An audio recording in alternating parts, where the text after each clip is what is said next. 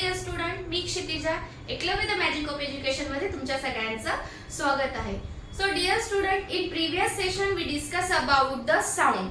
In that session, we discuss about the definition of sound, production of sound, main factor for production of sound, then the acoustic means what, propagation of sound, propagation medium, then speed of sound in different medium. Today we are going to discuss about the types of sound. आज आपण काय बघणार आहोत तर types of sound बघणार आहोत. So let's start. According to frequency, sound is classified into three types. So there are three types of sound. म्हणजे फ्रिक्वेन्सीच्या रेंज वरून काय होतं, तीन टाइप्स पडतात. कुठली फ्रिक्वेन्सी रेंज आपण बघितलं की Audible sound, Audible range human being साठी ऑडिबल रेंज कुठली आहे 20 हर्ट्ज टू 20 किलोहर्ट्ज. या फ्रिक्वेन्सीच्या ग्रेटर अँड लोअर वरूनच काय पडतात, दोन एक्स्ट्रा टाइप्स पडतात. So which are that? First is the audible sound. We all know the what is the audible sound. Sound of frequency in 20 Hz to 20 kHz, this sound is called the audible sound. म्हणजे 20 Hz to 20 kHz च्या या range मध्ये जो sound असतो तो कुठला sound असतो, Audible sound असतो. आणि ऑडिबल साऊंड कोणाला ऐकायला येतो, तो ह्युमन बीइंग्सला ऐकायला येतो. Next is the infra sound, that is the second type of sound.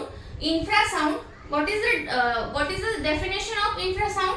Sound of frequency lower than 20 Hz, that sound is called the infrasound. म्हणजे 20 हर्ट्ज पेक्षा लोअर फ्रिक्वेन्सीचा जो साऊंड असेल तो साऊंड कुठला असतो, इन्फ्रासाउंड असतो. What is the example of infrasound? Earthquake होण्याच्या आधी, भूकंप होण्याच्या आधी अर्थ क्रस्ट जे व्हायब्रेशन्स प्रोड्यूस करते, त्या व्हायब्रेशन्समुळे जो साऊंड प्रोड्यूस होतो तो साऊंड कुठला असतो, इन्फ्रासाउंड असतो. That frequency range is very very less. म्हणूनच तो जी फ्रिक्वेन्सी रेंज कमी असल्यामुळे तो साऊंड आपल्याला ऐकायला येत नाही किंवा भूकंप होणार आहे हे आपल्याला आधी कळत नाही. त्याच्यासाठी वेगवेगळे इन्स्ट्रुमेंट वगैरे काय केले जातात, यूज केले जातात, जेणेकरून आपल्याला समजते की भूकंप होणार आहे. Third type is the ultrasound. What is the ultrasound? Sound of frequency greater than 20 kilohertz, that sound is called the ultrasound. Ultrasound means sound which is greater than 20 kilohertz. 20 kilohertz पेक्षा 20 kilohertz च्या फ्रिक्वेन्सीच्या greater जो sound असतो तो sound कुठला असतो, ultrasound असतो. Bats, dolphins, they have the special ability to listen the ultrasound. Okay, so there are main three types of sound. First is the audible sound. What is the frequency range for audible sound? 20 hertz to 20 kilohertz. Second type is the infrasound. What is the infrasound frequency range? Lower than 20 Hz.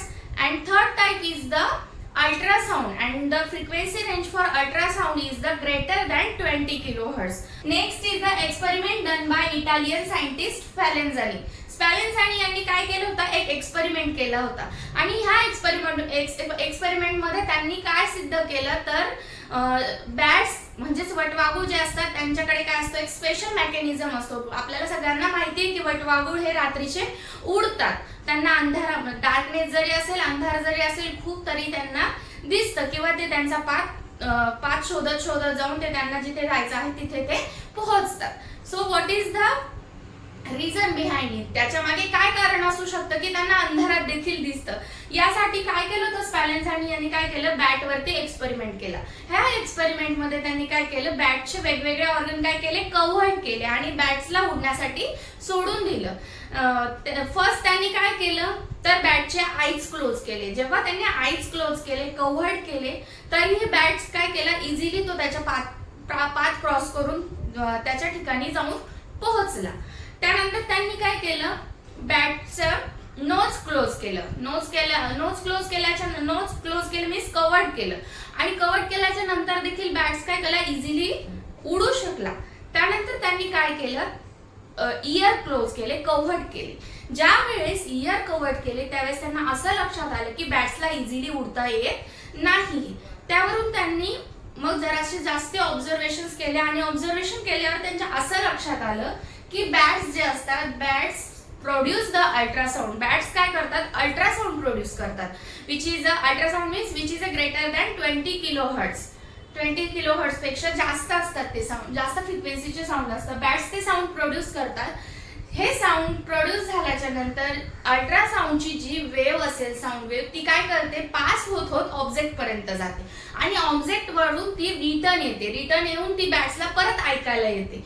म्हणजेच काय होतं, समजा इथे bat आहे, वटवाघूळ आहे, यांनी काय केलंय, अल्ट्रासाऊंड प्रोड्यूस केलाय. तो अल्ट्रासाऊंड काय झाला, पास झाला आणि समोर जो ऑब्जेक्ट असेल, त्याला रस्त्यामध्ये जो जो अडथळा असेल त्यावरती काय होतात, त्या अल्ट्रासाऊंड जाऊन इन्सिडेंट होतात, आदळतात आणि त्या परत रिटर्न बॅक डिरेक्शननी परत येतात, बॅक डिरेक्शनला परत येतात. म्हणजे अल्ट्रासाऊंड काय झाला, ऑब्जेक्ट वरती इन्सिडेंट झाला, ऑब्जेक्ट पासून रिफ्लेक्ट होऊन त्या परत बॅट्स पर्यंत आल्या, बॅट्सला ऐकायला आलं आणि बॅट्सला समजतं की मग त्याच्या पाथमध्ये काय आहे, अडथळा आहे आणि तो अडथळा क्रॉस करून काय करू शकतो, मग इझिली पास करू शकतो किंवा पुढे जाऊ शकतो.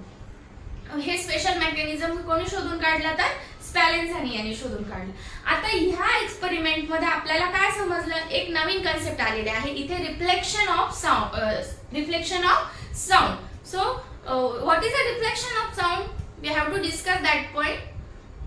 So what is the reflection of sound? When a sound wave strike on a hard surface, it changes its direction and goes back into the same medium. This phenomenon is called the reflection of sound. Reflection of sound मध्ये काय होतं, sound produce झाल्याच्या नंतर sound wave produce होतात. Sound wave काय करतात, एखाद्या surface वरती इन्सिडेंट होऊन सेम मीडियम मध्ये रिफ्लेक्ट होतात, टर्न बॅक करतात, but by changing its direction. ते काय करतात, त्यांची डिरेक्शन चेंज करून रिटर्न बॅकला येतात. त्यालाच काय म्हटलं जातं, रिफ्लेक्शन ऑफ साऊंड. आता मी तुम्हाला डायग्राम वरून एक्सप्लेन करते. So here is the diagram of reflection of sound. This is the ray diagram. Okay, here is the source of sound, here is the listener. What is the main purpose of source of sound? Source of sound produce the sound wave and listener listen that sound wave or that sound. Okay, so sound wave काय, sound source of sound काय करतो, sound wave produce करतो. ही sound wave काय होते, एखाद्या flat surface वरती काय होते, इन्सिडेंट होते, म्हणजे जाऊन आदळते. इन्सिडेंट होते त्या वेव्हलाच काय म्हटलं जातं, इन्सिडेंट वेव्ह म्हटलं जातं, इन्सिडेंट रे म्हटलं जातं. आणि ती काय करते, एखाद्या सरफेस वरती ज्यावेळेस इन्सिडेंट होते ती सेम मीडियम मध्ये, आता हा सेम प्लेन आहे किंवा सेम मीडियम आहे, इकडे सॉलिड मीडियम असेल तर इकडे पण काय आहे, सॉलिड मीडियम आहे. ज्यावेळेस ती इकडून येते त्यावेळेस ती काय करते, चेंज करते. काय चेंज करते, तर तिचे डायरेक्शन चेंज करते आणि रिफ्लेक्ट करते.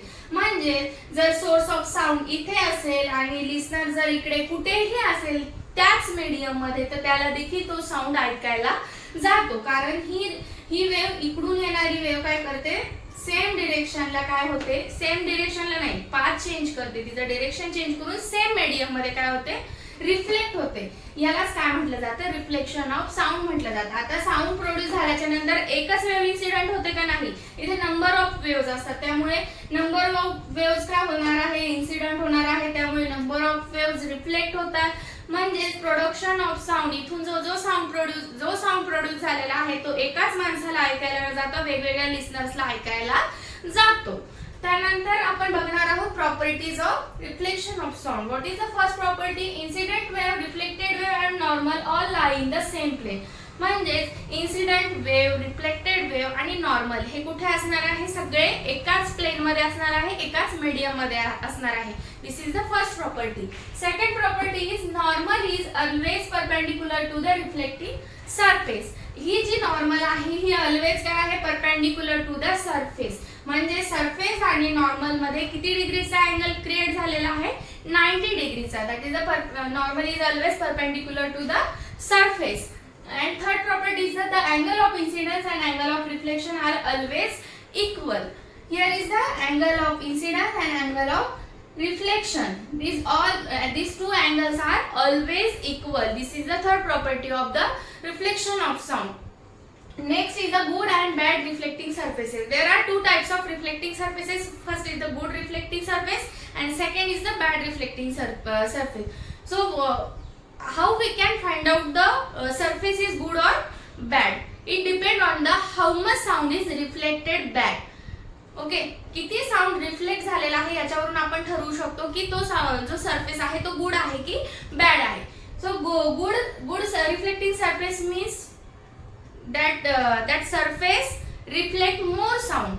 Okay, so what is the example of good surfaces? Hard and flat surfaces. जे हार्ड सरफेसेस असतात, फ्लॅट सरफेसेस असतात, हे सगळे सरफेसेस जे आहेत ते कुठले आहेत, गुड सरफेस आहे, गुड रिफ्लेक्टिंग सरफेस आहे.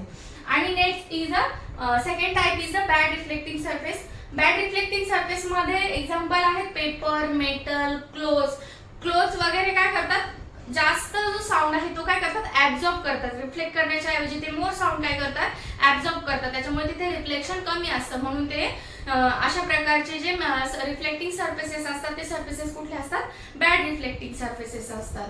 सो आजच्या लेक्चर मध्ये आपण काय काय बघितलेलं आहे, आजच्या लेक्चर मध्ये आपण बघितलं टाइप्स ऑफ साऊंड.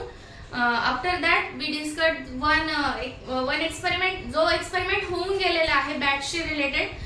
तो एक्सपेरिमेंट आपण स्पॅलेन्झा आणि इटालियन सायंटिस्ट यांनी केलेला एक्सपेरिमेंट, त्याविषयी आपण डिस्कस केलं. त्यानंतर आपण बघितलं reflection of sound. Also we discuss about the ray diagram. Ray diagram वरून आपण रिफ्लेक्शन ऑफ साऊंड याचं डिस्कशन केलं.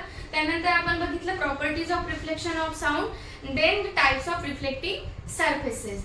जर तुम्हाला हा व्हिडिओ आवडला असेल तर लाईक करा, तुमच्या मित्रांपर्यंत पोहोचवण्यासाठी शेअर करा आणि अजून व्हिडिओसाठी सबस्क्राईब करा. थँक्यू.